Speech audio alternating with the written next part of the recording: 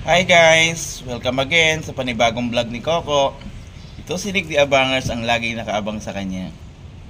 At dahil umaga na, nandito na siya. Buti pa ang pusa, nagpaparaw. Tinutulungan ng kanyang sarili para maging malakas siya. Kaya doon sa mga taong nawawalan ng pag-asa, huwag kayong mawalan ng pag-asa. Dahil ang ating pag-asa ay nasa Panginoon. Lapit natin ang ating buhay sa Kanya. Kung ang pusa nga ay hindi nawawala ng pag-asa, tinutulungan yung kanyang sarili at makabalik sa kanyang normal na buhay sa kabila ng kanyang injury na tinamo ng mga ilang araw. At eto, yung kanyang buhay bilang pusa, yan o, nakasama ang mga kittens. Nandito silang lahat. At ito yung time na nagpe-play sila. Playing time nila. Dapat di rin mawala sa mga bata, pero hindi rin naman dapat sobrang paglalaro. Kaya mga magulang, bantayan natin ang ating mga anak.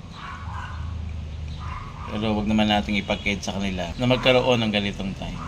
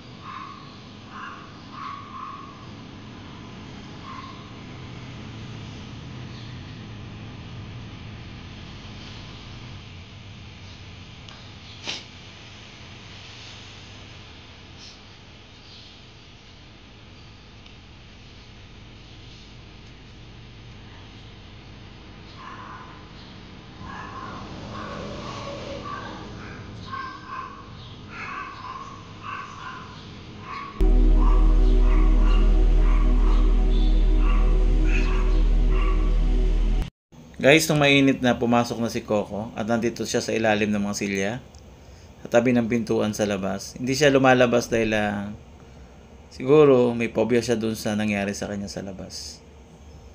At mamaya yan, papasok na siya sa loob. Ganyan lang yung nagiging activity niya ngayon. Parang dahan-dahan lang bumabalik siya doon sa normal na kanyang ginagawa. At ito, pagpasok nila sa loob, no? Ang kulit ng mga kittens. Habang si Coco ay nag-observe lang.